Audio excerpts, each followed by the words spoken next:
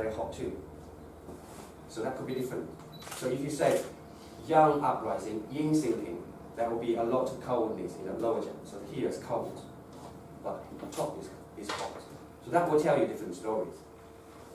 Well, I will share my experience to you, the other sort of the cases later on. So what can we read from the pose? Problem with the pose reading? Do you have difficulty achieving a precise diagnosis? I think almost everyone knows this. Especially at the beginning of the practice, you always will have problems.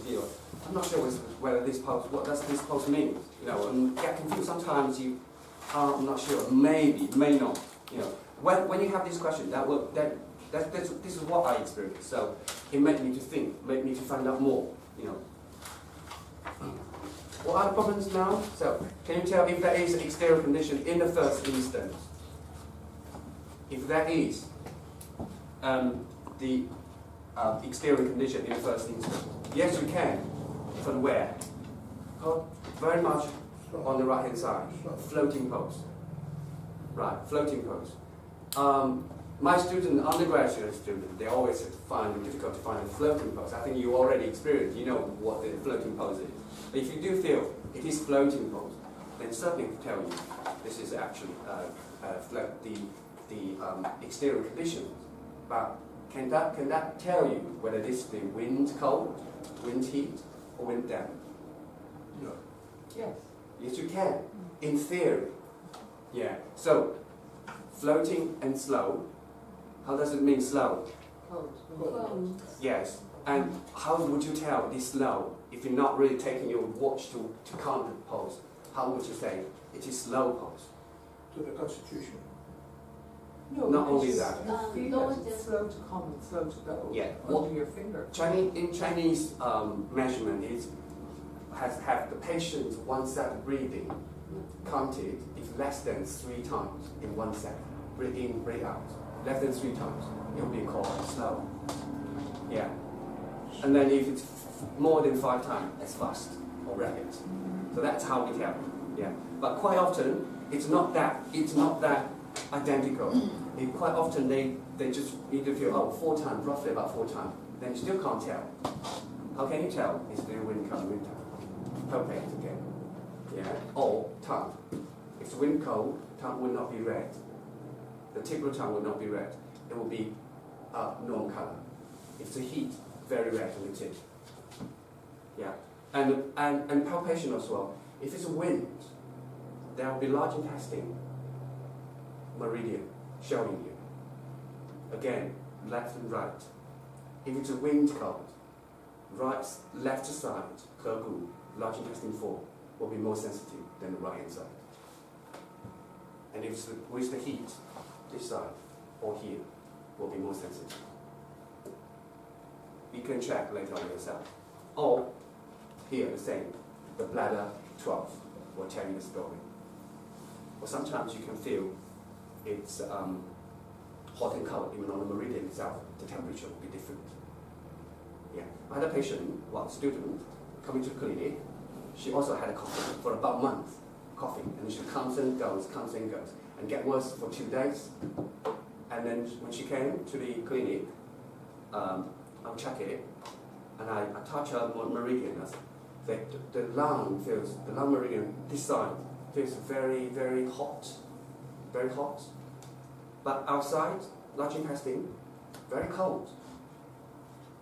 What does that mean? And she also had a dry coughing.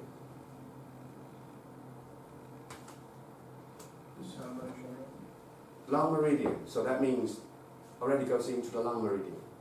It means lung affected. But large intestine also very sensitive and cold.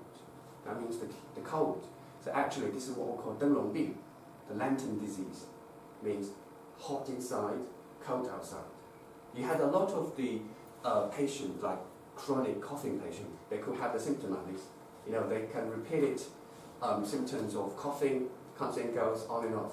Quite often that's because they have the chest infection, whatever's going on for a long time, then they recatch the cold. So that's a cold, wind cold, wrapping the heat or deficient heat inside the lung itself. So that causes the problem. So how can you tell if it is exterior or interior? Again, the depth of the pulse will be different. The top, if it's a floating, that will be exterior. If it's interior, then that will be more deeper.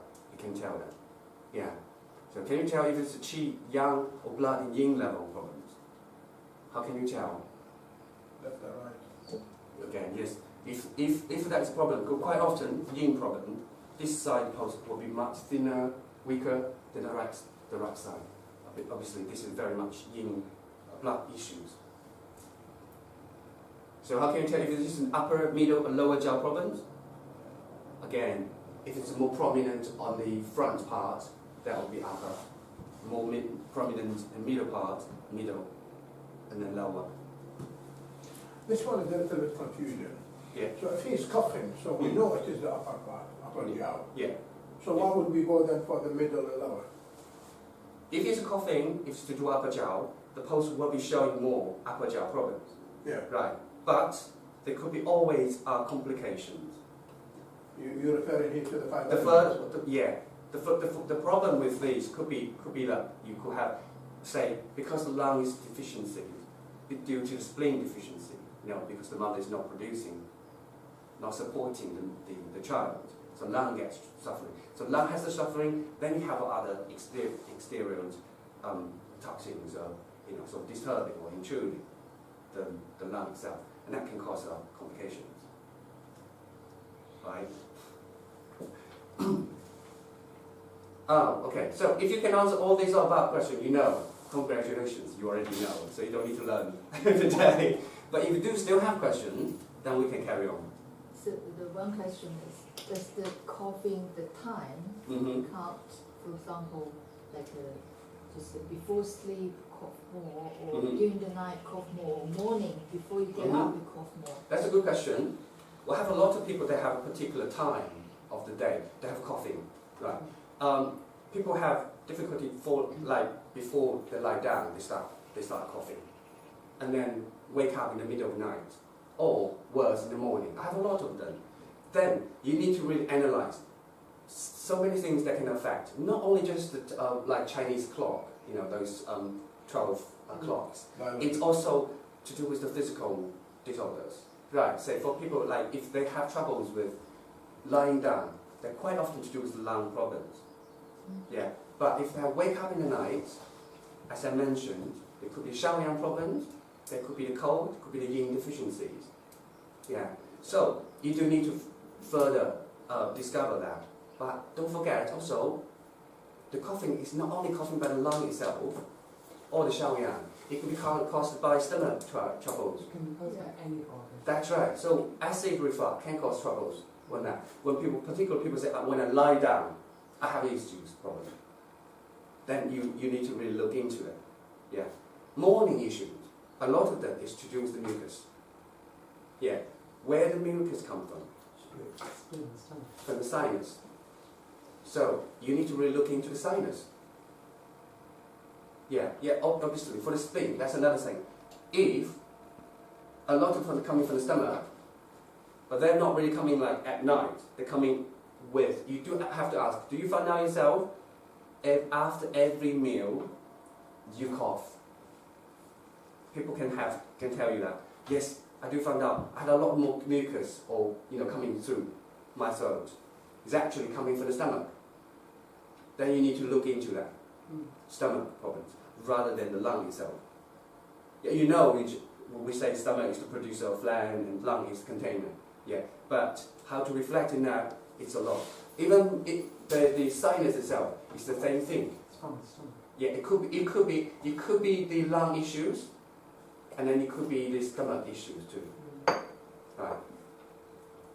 Another case of that is also interesting. Also, it's kind of to do with the pulse and tongue and palpitations. That's one of my cases. Lately, I saw her yesterday. This is a long-term patient with me. She came originally with skin issues. She had cracks and sort of chronic eczema on her fingers. Nowhere else in the body, just the fingers. Very tiny, but it's quite always dry and cracks. Difficult to heal herself. And then I had a very good success to help her to control the eczema, not by those conventional like blood cooling and stuff like this. And I was using the Jiawei Xiaoyao one. Do you know Jiawei Xiaoyao? I'm using Jiawei Xiaoyao one to help to get rid of it. I believe that was to do with the stress. Yeah. So, and then after the skin get better, she started to develop other issues. Well, on top of that, she's always had weak spleen, a lot of dampness issues, all that. So Jiawei Xiao fitting with that. Modify and help her to strengthen the spleen, and that actually helped with the healing of that. She developed another case, which she said to her, according to her, is hay fever. She said, I started to have running, the sore and dry eyelashes, and eyelid is peeling and itchy and sore and cracking, and a lot of tears, watery coming out from my eyes. Okay, and it's kind of fitting in this season. She said, I'm not sure. It happened last year sometime, which I thought that was the Shaoyang wind heat. So I got rid of by doing Xiaochai Tang modification, helped her. But this time I gave her another 2 weeks of Xiaochai Tang modification, means Xiaochai Tang plus wind heat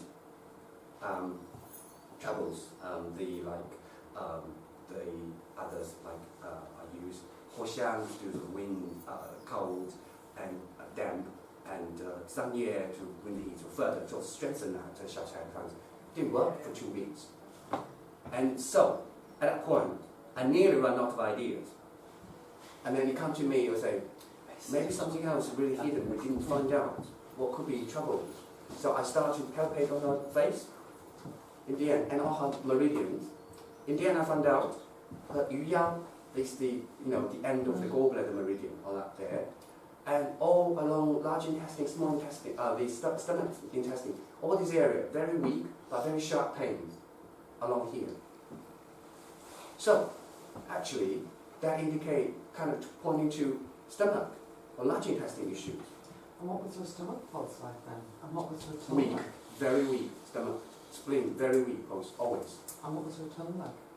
Tongue, small, tender, but kind of puffy. Small size, but puffy, tender, pale, purple, And when you say tender, watery coating. what do you mean by tender? Tender is very kind of fine texture, the tongue. You know, so if you look at like a fresh tuna, Yeah. the meat itself looks very tender. I always say that in that case. Yeah. General yin deficiency. Well, you agree? She had yin deficiency. Yeah. I did put yin toning and things, didn't work. The reason for me to use the Jiawei Xiaoyao to treat her skin issues was because I was using the normal yin tonic and blood cleans and everything. Didn't work on her. In the end, I found out Jiawei Xiaoyao works much better than the other things. So I believe yin deficiency was one of that. She occasionally had heat in the night, sweating, waking up, but not always. And she doesn't feel very thirsty. But if her tongue is, okay, so a puffy tongue is dampness and therefore spleen chi deficiency. Mm. But if her tongue is extra puffy in one particular location, then that always means... Yeah, but you can't tell really from a very small tongue. If you do look into, yes, you possibly were found on the tip of that particular, but it doesn't really show too much of that. Okay. The tongue is a very small tongue. It's very typical like yin blood deficiency, qi deficiency, water retention. In that case, yeah. So then I checked her meridian of the spleen. I found out spleen on the left-hand side spleen, very puffy and very sharp pain, so more than the right side. It come to me, damp in the spleen, damp in the spleen, spleen qi deficiency, and all along here, sharp pain. Actually, damp accumulating spleen, floating up into the stomach meridian, and accumulating here. And then she still have those Shaoyang problem. In the end, I was using Xiaochai Hu Tang plus Wu Ling San, plus the heat conditions and the damp